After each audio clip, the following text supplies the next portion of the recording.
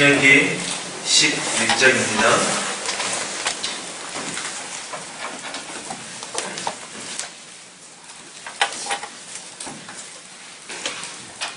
신명기 11장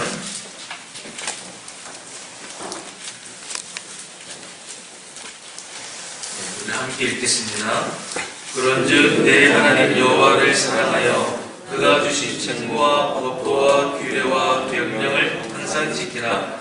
너희의 자녀는 알지도 못하고 보지도 못하였으나 너희가 오늘날 기억할 것은 너희의 하나님 여호와의 교훈과 그의 위엄과 그의 강한 손과 펴신 팔과 애굽에서 그 왕 바로와 그 전국에 행하신 이적과 기사와 또 여호와께서 애굽 군대와 그 말과 그 병거에 행하신 일, 곧 그들이 너희를 뒤쫓을 때 홍해물로 그들을 덮어 멸하사 오늘까지 이르도다.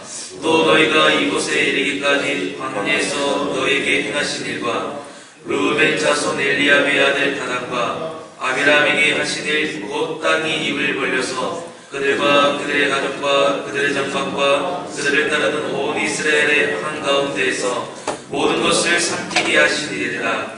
너희가 여호와께서 행하신 이 모든 큰 일을 너희의 눈으로 보았느니라.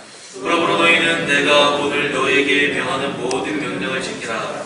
그래야면 너희가 강성할 것이요 너희가 건너가 차지할 땅에 들어가서 그것을 차지할 것이며, 또 여호와께서 너희의 조상들에게 맹세하여 그들과 그들의 후손에게 주리라고 하신 땅, 곧 젖과 꿀이 흐르는 땅에서 너희의 날이 장구하리라.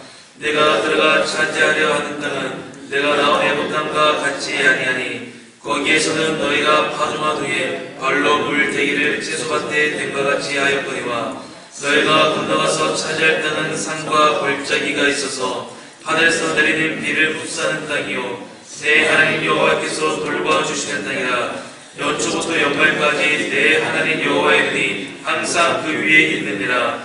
내가 오늘 너희에게 명하는 내 명령을 너희가 만일 충종하고 너희의 하나님 여호와를 사랑하여 마음을 다하고 뜻을 다하여 섬기며, 여호와께서 너희의 땅에 이른 비 늦은 비를 적당한 때에 내리시리니 너희가 곡식과 포도주와 기름을 얻을 것이요 또 가축을 위하여 들의 풀이 나게 하시리니 내가 먹고 배부를 것이라. 너희는 스스로 삼가라. 그렇건대 마음이 미혹하여 돌이켜 다른 신들을 섬기며 그것에게 절함으로 여호와께서 너희에게 진노하사 하늘을 닫아 비를 내리지 아니하여 땅이 소산을 내지 않게 하심으로 너희가 여호와께서 주신 땅인 아름다운 땅에서 속히 멸망할까 하노라.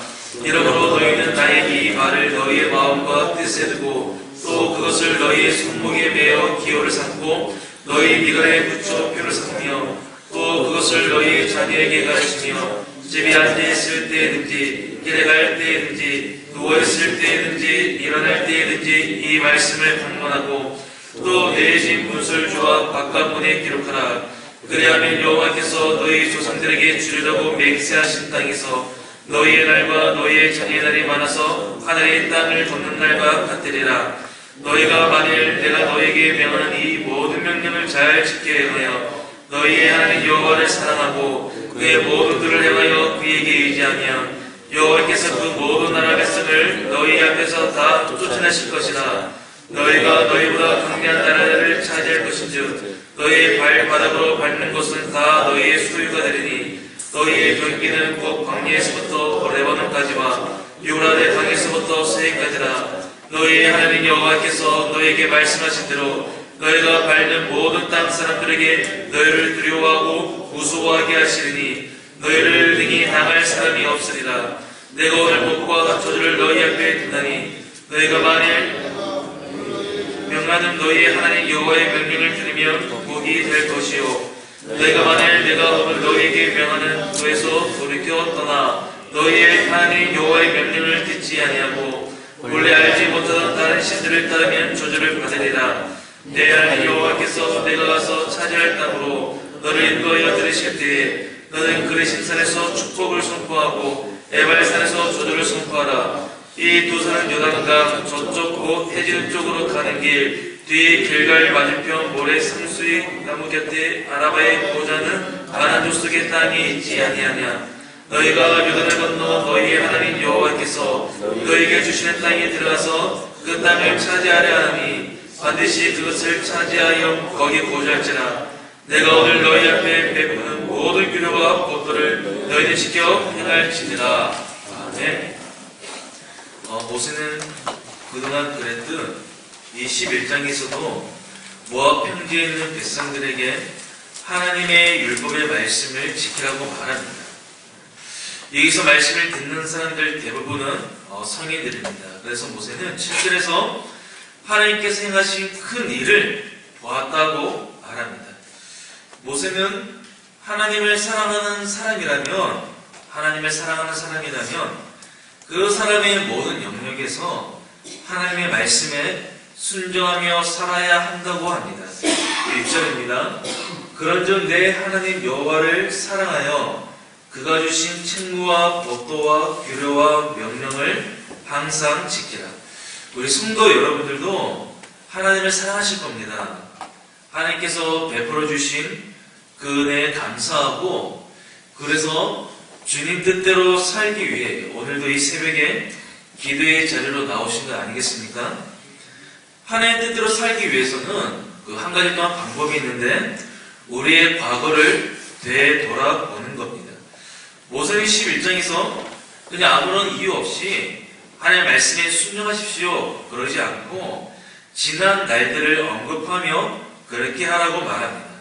과거에 체험했던 그 하나님의 은혜를 되새기고 헤아리는 것은 하나님을 사랑하는 일에 가장 기본적인 동기부여가 되는 겁니다. 여러 사건들 가운데서도 3절과 4절에서는 이 출애굽과 모압 평지에 이르기까지의 광야 생활을 예로 듭니다. 3절 4절입니다.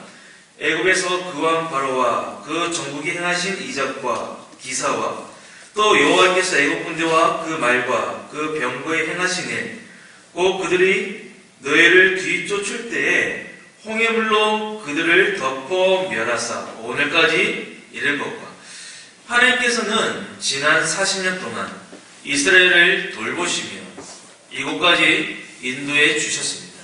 그 하나님의 말씀이라면 당연히 순종해야 된다는 거죠. 심지어 이스라엘이 배반하는 가운데에서도 이곳까지 인도해 주셨습니다. 5절입니다. 또 너희가 이곳에 이르기까지 광야에서 너희에게 행하신 일과, 무슨 말인가요? 이스라엘이 광야에서 하나님을 어떻게 되어 있습니까? 늘 불평했습니다. 항상 불만을 가졌고요, 짜증을 냈고 배반의 연속이었습니다. 다단과 아비람이 등장하는데 고라와 함께 모세의 권위의 관계를 들었다가 죽임을 당한 인물들입니다. 그럼에도 불구하고 하나님께서 여기까지 인도해 주셨다는 거죠. 여기서 할 수 있는 것은 이스라엘이 가나안 땅에 정착하여 사는 것은 축복이지만, 이 다단과 아비람처럼 하나님께 반역하여 말씀에 순종하지 않는 자들은 이 광야에서 심판을 받았던 이들과 같이 될 것이라는 겁니다. 그런데 이 모든 일들을 지금 모세의 말씀을 듣는 이 백성들은 직접 눈으로 보았습니다. 모세는 이와 같이 백성들이 체험한 하나님의 은혜를 근거로 하나님께 순종하라고 권면합니다.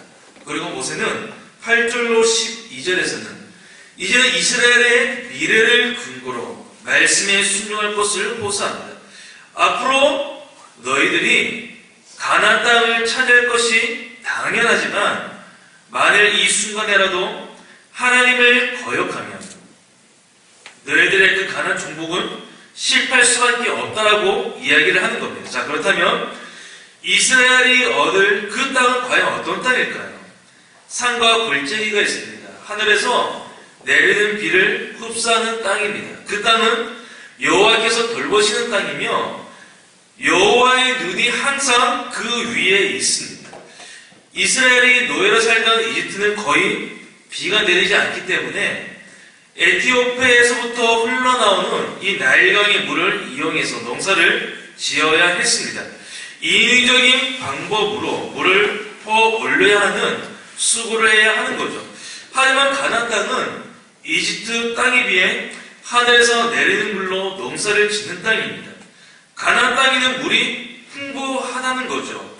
그리고 하나님의 관심과 보호가 항상 함께하는 특별한 땅입니다. 이 땅을 주시는데, 이 너무나 좋은 땅을 주시는데 이스라엘이 불순종하면 그 땅에 비가 오지 않는 겁니다. 너희가 나를 섬기며 적절한 시기에 적절한 양의 비를 주신다고 13절과 14절에서 말합니다. 이게 이스라엘에게는 큰 시험거리입니다. 바알을 섬길 것이냐, 여호와 하나님을 섬길 것이냐. 가나안 땅에 들어가면 이스라엘은 당연히 가나안 문화의 영향을 받을 수밖에 없는 그 환경 가운데로 들어가게 되는 겁니다. 이 가나안 사람들은 농사를 짓고 있는 민족입니다. 근데 여기서 문화는 비를 바알이 내려준다고 믿었습니다. 생존권이 비를 내리기도 하고 비를 멈추기도 하는 이 바알에게 있었습니다. 이스라엘은 거기에 대해서 단호히 아니요, 우리에게 비를 내리시는 분은, 우리의 생존권은 바알이 아니라 여호와 하나님입니다 하며 선을 그어야 했습니다. 그렇게만 되면 적절한 시기에 적절한 양의 비를 하나님께서 내려주셔서 이 성경 말씀대로 곡식과 포도주와 기름을 거둘 것이며 들에서는 풀을 마음껏 먹은 가축들이 살을 찌우게 된다라는 겁니다. 그러니 이 가르침을, 우리의 생존권이 여호와께 있다는 이 가르침을 어른들만 알아서는 안 되고 자녀들에게 철저히 가르치라고 말합니다. 자녀들에게 가르치는데요, 어떻게 가르치느냐? 집에 앉아있을 때에든지, 길을 갈 때에든지, 누워있을 때에든지, 일어날 때에든지 가르치라고 말합니다. 이것은 하나님의 말씀을 철저히 의식하고 그 말씀의 영향을 받는 삶을 살아가라는 겁니다. 이런 하나님의 말씀을 자손 대대로 가르쳐야 합니다. 하나님의 말씀이 우리 성도님들의 삶의 모든 영역에 영향을 주듯 우리 성도님들의 그 자녀들의 모든 영역도 말씀이 지배하도록 가르쳐야 합니다. 자녀들이 비록 지금 분가를 했어도 그 자녀들의 영적인 책임은 바로 나에게, 부모에게 있다라는 겁니다. 내 품에 비록 떠났지만 그 자녀를 평생 책임져야 할 그 책임이 부모인 우리에게 있다라는 겁니다. 그의 모습은요, 자녀를 넘어서서 각 사람의 온 집안과 그들이 속한 공동체도 하나님의 말씀이 통치하도록 하라고 바라기는 우리 동등교회가, 우리 성도님들이, 우리 성도님의 가정이, 성도님께서 일하시는 그 지정의 공동체가 하나님의 나라가 임하는, 하나님의 말씀의 통치하심이 있는 그런 복된 장소가 되기를 바랍니다. 이 아침에 기도할 때요, 하나님, 우리의 생존권은 우리의 잘남이 아니라, 우리 지혜가 아니라, 어떤 사람에게 있는 것이 아니라 하나님께 있습니다. 우리가 오직 하나님만을 의식하며 하나님을 믿고 따를 수 있는 믿음을 주시고, 이 믿음의 말씀을 우리만 아는 것이 아니라 우리의 자녀들에게도 힘써 가르치며 지켜낼 수 있도록 애쓰며 수고할 수 있는 우리가 되게 하여 주시옵소서. 우리 다시 기도드리겠습니다. 하나님